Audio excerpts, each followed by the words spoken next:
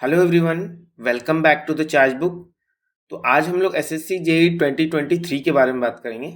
SSC JE 2023। तो ये topic उनके मतलब कि आज का वीडियो उनके लिए है जो स्क्रैच से स्टार्ट करना चाह रहे हैं। ठीक है, तो एक सेकेंड। हाँ, ये एग्ज़ाम पहले इसके बारे में बेसिक जान लेते हैं कि एसएससी जेई पेपर कैसा होता है। ठीक है, सबसे पहले इसका एग्ज़ाम जो है सो अक्टूबर में होने वाला है। अक्टूबर 23 में होने वाला है। ठीक है, और इस एग्ज़ाम के पैटर्न के बारे में बात करें तो इसमें दो पेपर होते हैं। एक होता है आपका पेपर वन और दूसरा होता है पेपर 2। पेपर 1 जो होता है वो 200 मार्क्स का होता है और जिसमें आपको 120 मिनट्स टाइम दिया रहेगा। 120 मिनट्स टाइम यानी कि 2 आवर्स का टाइम रहेगा और इसमें आपको 200 क्वेश्चन करने होते हैं। में पेपर 2 जो होता है जिसको हम लोग कन्वेंशनल भी बोलते हैं और मेंस बोलते हैं। ठीक है, तो ये 300 मार्क्स का होता है और डिस्क्रिप्टिव टाइप पेपर होता है। आपको वहाँ पे जाके पेपर में लिखना होगा। इसमें जो होता है वो इसमें भी 2 आवर्स दिए रहते हैं यानी कि 120 मिनट्स टाइम दिया रहता है। अब पेपर 1 की बात करें तो पेपर 1 फर्दर 2 पार्ट में डिवाइडेड है। एक हो जाता है टेक्निकल और एक होता है नॉन टेक्निकल।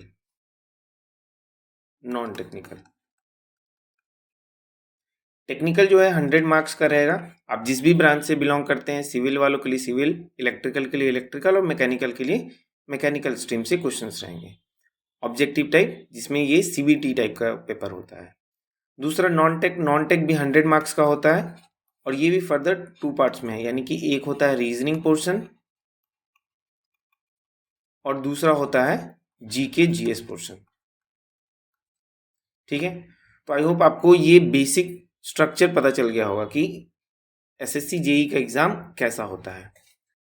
पीडब्ल्यू ने सेलिब्रेट किया है अपना दूसरा विश्वास दिवस #त्योहार तैयारी का और साथ लेकर आ रहा है ढेर सारे mega announcement, mega launches with mega offerings. तो आइए साथ मिलके इस त्यौहार को मनाते हैं और साथ मिलके इसके सारे बेनिफिट्स को अवेल करते हैं। बहुत लोगों के साथ होता है कि वो डिप्लोमा कर लेते हैं, बीटेक कर लेते हैं, बट नहीं दिख रहा होता है स्टेबल करियर। तो घबराइए नहीं, सरकारी जॉब का रास्ता है ओपन। अब सिक्योर करो अपनी जॉब बनकर असिस्टेंट इंजीनियर और जूनियर इंजीनियर। चाहे वो एसएससी जेई हो, आरआरबी जेई हो, कोई पीएससी हो या फिर किसी भी स्टेट की कोई एई जेई की वैकेंसी, अब सभी एग्ज़ाम की होगी तैयारी इंडिया के टॉप टीचर्स के साथ सबसे अफोर्डेबल प्राइस पे। तो पीडब्ल्यू आप लोग के लिए ऑफ़र कर रहा है अशोका बैच बी, जो कि सिविल, मैकेनिकल, इलेक्ट्रिकल तीनों ब्रांच के लिए है, एट द रेट ऑफ 1499 यानी कि 1499 रुपीज़ में। ये बैचेज मोस्ट अफोर्डेबल रेट पे अवेलेबल हैं और यहाँ पे आपको एक एक टॉपिक को अच्छे से पढ़ाया जाएगा with detail discussion. And in सभी बैचेज के साथ आपको मिलेगा 500 वॉलेट पॉइंट्स जिसको आप फर्दर यूज कर सकते हैं एंड आपको इनसे डिस्काउंट मिलेगा।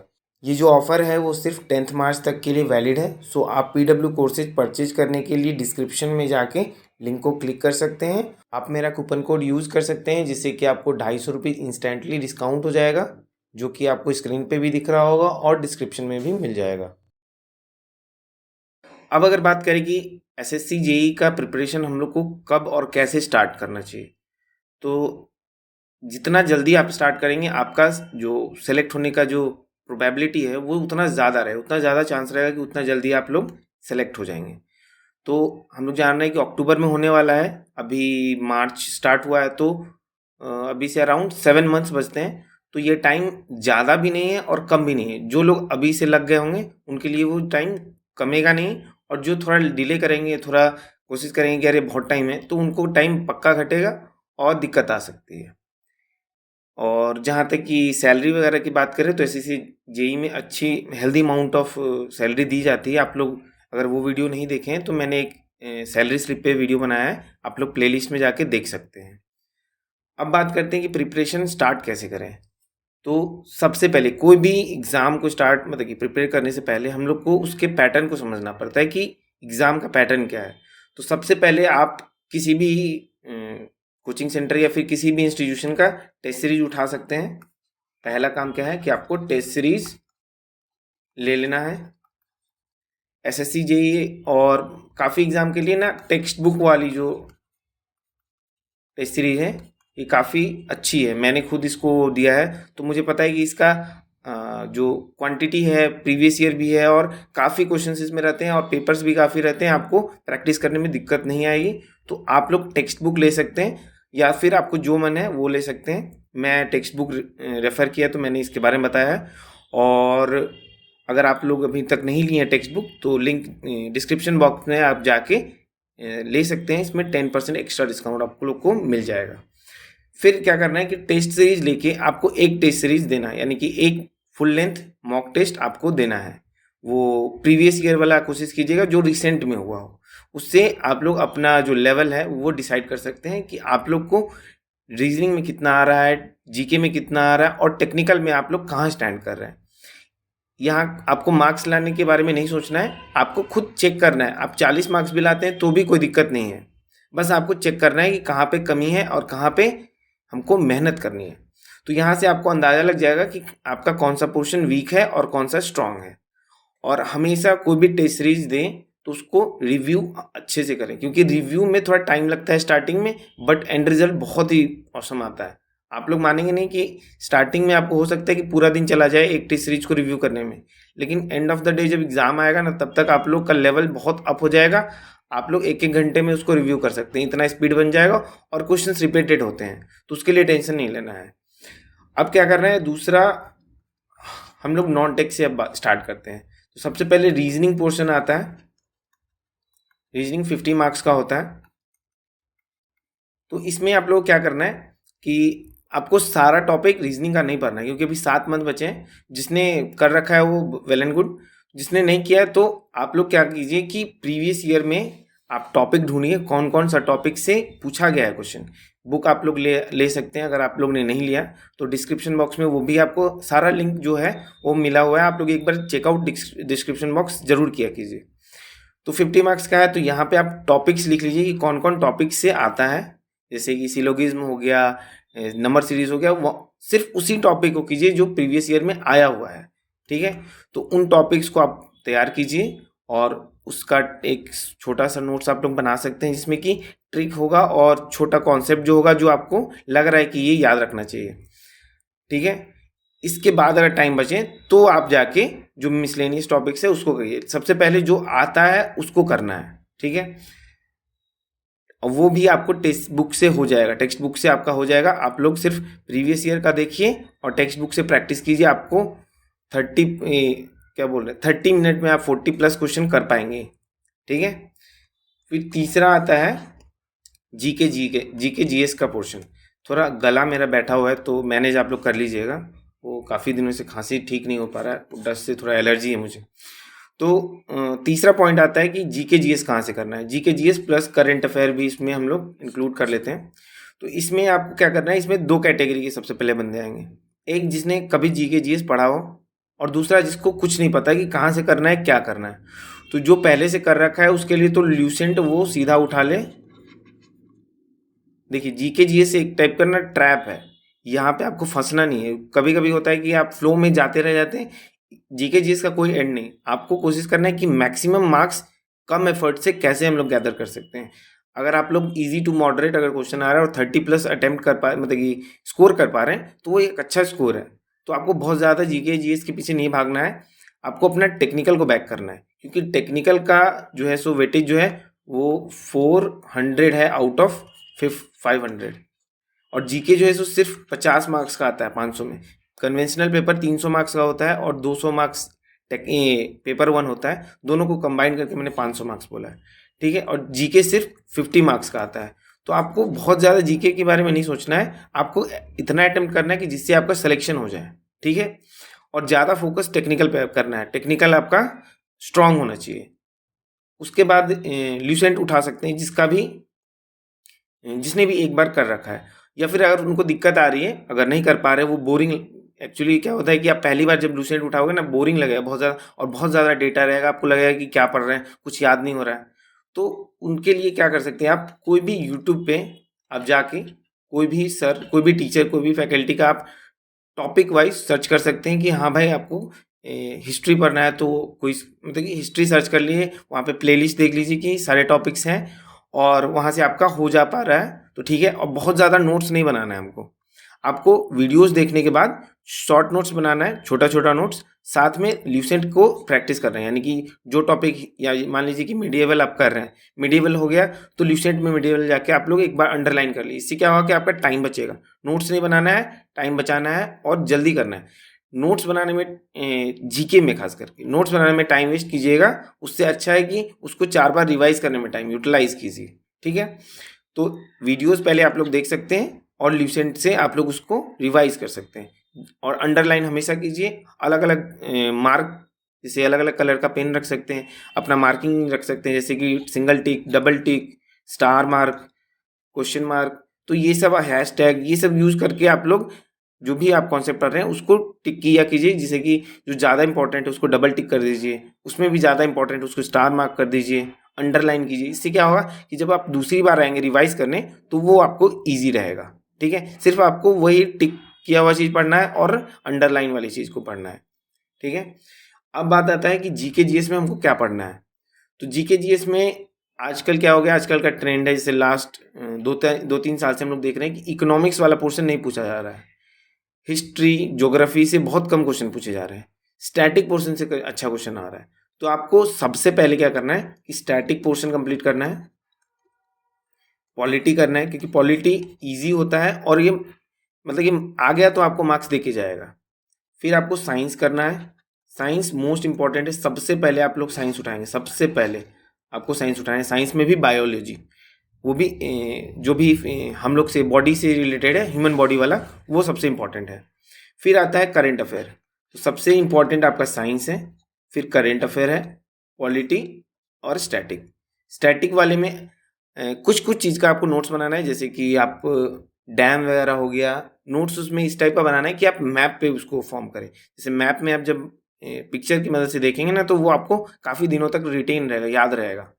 तो जैसे रिवर सिस्टम हो गया तो उसको मैप में प्रैक्टिस करें, माउंटेन रेंज है वो सबको मैप में प्रैक्टिस करें। और उसका एक 8-10 पेज का रखा है जिससे कि आपको रिवाइज करने में ईजी होगा।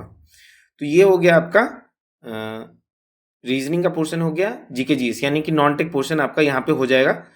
बाद में अगर टाइम मिलता है, यानी कि चूंकि 7 मंथ ही बचे हुए हैं, तो आपको सिर्फ इंपॉर्टेंट पोर्शन पहले करना है। मैं ये नहीं बोल रहा कि आपको छोड़ के चलना है, पहले ये कर लीजिए, टाइम बच रहा है, तब जाके आप हिस्ट्री और ज्योग्राफी पे फोकस कर सकते हैं। हिस्ट्री में भी पहले किस पे फोकस करना है, मॉडर्न पे फोकस करना है, उसमें भी गांधी एरा वाला बहुत ज़्यादा इंपॉर्टेंट है, ठीक है। फिर जाके आप ज्योग्राफी कर सकते हैं, ठीक है। तो अब बात करते हैं टेक्निकल पोर्शन की।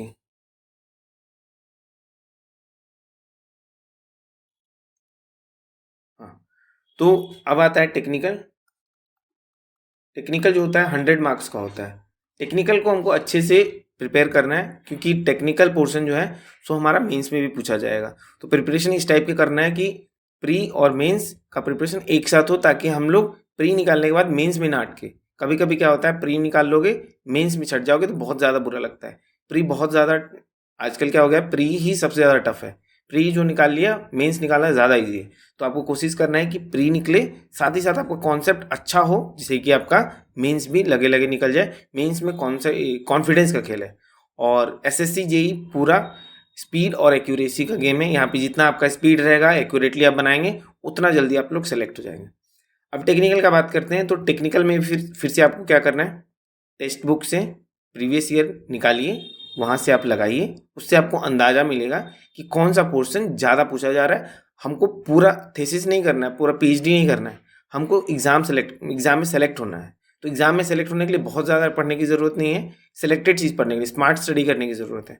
उसके लिए आपको प्रीवियस ईयर PYQ निकालना है और उसको पहले एक बार लगाना है, और वहाँ से आपको अगर आपका सिलेबस कंप्लीट है तो। अगर सिलेबस कंप्लीट नहीं है तो आप फर्स्ट टॉपिक मान लीजिए एक सब्जेक्ट उठा सकते हैं।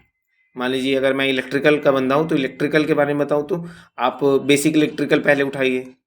बेसिक इलेक्ट्रिकल में आप जैसे ही हर टॉपिक आपका ख़त्म होता है तो उसका PYQ आप मेडी जी के बुक से कर सकते हैं, और उसके बाद आप टेक्स्ट बुक के वहाँ से आप लोग प्रैक्टिस कर सकते हैं कितना मार्क्स आपका आ रहा है। ये करने के बाद आपको अंदाजा लगेगा कौन सा क्वेश्चन आ रहा है। BEE जो है, बेसिक इलेक्ट्रिकल जो है, सबसे इंपॉर्टेंट है, सबसे। अभी मेंस एग्जाम हुआ है, तो मेंस एग्जाम में हमको लगता है करीबन 150 के आसपास तो बेसिक इलेक्ट्रिकल से क्वेश्चन थे। पहला 2 क्वेश्चन तो पूरा न्यूमेरिकल था, जो कि बेसिक इलेक्ट्रिकल ही था पूरा।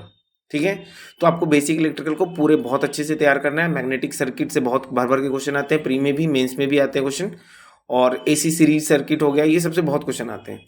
उसी तरह मैकेनिकल सिविल वाले भी अपना ढूंढ सकते हैं PYQ देख के कि कौन से पोर्शन से क्वेश्चन ज़्यादा पूछा जाता है, और वहाँ से प्रैक्टिस कर सकते हैं। उसके बाद दूसरा पॉइंट क्या है कि जब आप लोग का सब्जेक्ट खत्म हो जाएगा, PYQ आप लोग लगा लेंगे, किस टाइप का क्वेश्चन आ रहा है उसको अच्छे से रिवाइज करेंगे। उसके बाद आप लोग क्या करना है कि क्या बोलते हैं, न्यूमेरिकल्स, जो भी टॉपिक आप लोग पढ़ रहे हैं उससे 2 से 3 न्यूमेरिकल। जैसे कि मान लीजिए मैं ट्रांसफार्मर की बात कर रहा हूँ, ट्रांसफार्मर में आप लोगों ने लॉस पढ़ा, ठीक है, तो लॉस में आप लोग hysteresis loss, eddy current loss, इस पे कुछ क्वेश्चंस देख लीजिए, न्यूमेरिकल्स देख लीजिए। इससे क्या होगा कि आपका कॉन्सेप्ट जो है बहुत ज़्यादा शार्प हो जाएगा और वो याद रहेगा। जब भी आप लोग एग्जाम्पल की मदद से पढ़ते हैं ना, तो वो याद रहता है। कोई भी रेफरेंस बुक आप लोग ले सकते हैं। अगर मैं इलेक्ट्रिकल की बात करूँ, मैकेनिकल और सिविल के लिए मैं डिस्क्रिप्शन बॉक्स में डाल दूंगा कौन सा बुक आप लोग रेफर कर सकते हैं, आप लोग वहाँ से परचेज कर सकते हैं। BL थेरेजा एक बुक है, काफ़ी अच्छी लगी मैंने इसको। एक सेकेंड,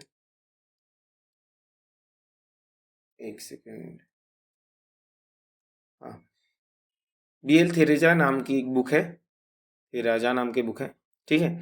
फिर VK मेहता। आपको ज़्यादा बुक इकट्ठा नहीं करना है, और ये भी नहीं है कि आपको पूरा बुक पढ़ना है। आपको उसी पोर्शन को पढ़ना है जिसमें आपको लग रहा है कि आप लैग कर रहे हैं, और जो भी पोर्शन पूछा जाता है।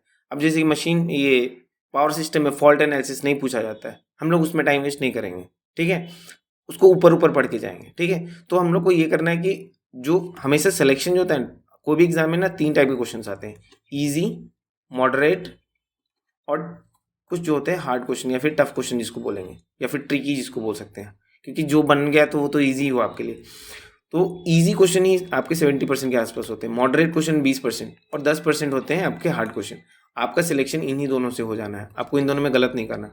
हार्ड क्वेश्चन कोई बन गया तो बन गया, ठीक है, इसमें टाइम वेस्ट नहीं करना है, ठीक है। तो हमको ये 2 बुक रखना है। इसमें ऑब्जेक्टिव वाली बुक भी आती है और थ्योरी वाली बुक भी आती है। एक ऑब्जेक्टिव वाली आपको इसमें से लेनी है, इसमें अभी शायद 5000 या 6000 मिल रहा है, लिंक मैं डाल दूंगा डिस्क्रिप्शन बॉक्स में, आप लोग परचेज कर सकते हैं। तो ये वाली बुक आपको एक लेनी है। साथ में VK मेहता की एक सब्जेक्टिव बुक आती है, या तो वो लीजिए, नहीं तो BL थेरेजा लीजिए, दोनों में से कोई एक लेना है, ठीक है। तो आपको क्या करना है, ये रेफरेंस बुक हो जाएगा। आपको इसका ना सारा जितना भी है, यानी कि स्टार्टिंग से मुझे लगता है कि ट्रांजिस्टर तक आपको पूरा करना है, ठीक है, आपको सारा टॉपिक पढ़ना है। उसके बाद BL थेरेजा या फिर VK मेहता की जो सब्जेक्टिव बुक है, उसमें आपको क्या करना है कि जो भी आप पढ़ेंगे उसका सॉल्व एग्जाम्पल जाके आप लोग बस देखिए। जैसे जो भी टॉपिक पढ़े, आप इफिशियंसी का देख रहे हैं, ट्रांसफार्मर में इफिशियंसी आप लोग पढ़ लिए, तो उसका सिर्फ जाके 2-3 क्वेश्चन देखिए। वोल्टेज रेगुलेशन पढ़ रहे हैं, उसका 2-3 क्वेश्चन देख लीजिए, ज़्यादा नहीं करना है, ठीक है।